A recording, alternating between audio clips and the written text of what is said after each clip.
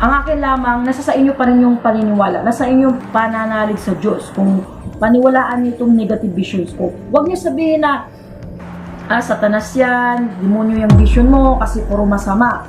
Ganito po yun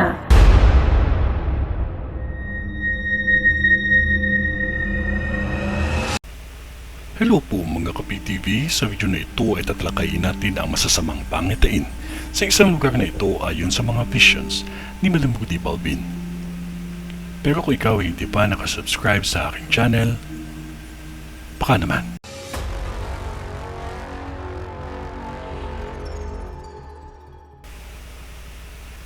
May nakikita akong malaking aksidente na mangyayari pa lamang sa Dipolog. Masyadong malaking aksidente ito dahil may ilang buhay ang mawawala. Maging maingat lahat sa pagmamaneho. Itong aksidente na ito ay malaki kaysa sa mga nakaraang aksidente. May isang bahagi ng probinsyang ito na kung saan malalaking bato ang gilid ng kalsada. Bigla itong gumuho ng napakatindi. May nakikita akong isang malakas na lindol na magaganap pa lamang at nagbigay ito ng matinding pinsala. Ngunit sa Del Sur, mas malaki ang pinsala na dulot nito. May nakikita akong isang lugar na kung saan may pasyalan ng historical at matagal na itong nakatayo. Ang hindi nakaligtas sa malakas na pagyanig. 4 kasi na pagyanig, ngunit isa dito ay sobrang lakas. Kaya madami akong nakikita sa vision ko na napinsala.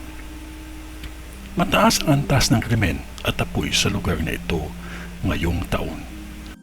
Lalo na sa buwan ng Marso, may mga sunog at may nakikita pa akong sasakyan na nasunog din, pati bus. May sunog akong nakikita na hindi kalayuan sa bus terminal.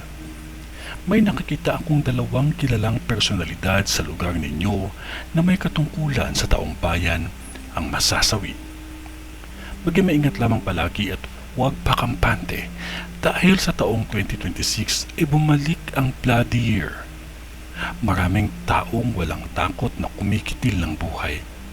May nakikita akong simbahan at mall ang matutupok ng apoy.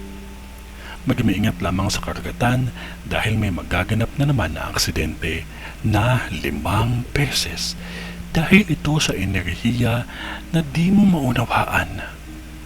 Paghandaan ninyo sa taong ito ang bagyo na kayo ang magiging sentro, lalo na sa mga taga-Dipolog, dahil mas matindi at malala ang bagyo at hamon ng kalikasan ngayong taon. Maging maingat at manalangin. Ito ay ang bisyon ni Madam sa Zamboanga. Sa ngalan ng Diyos Ama, ng Diyos Anak, at ng Diyos Espiritu Santo. Amen.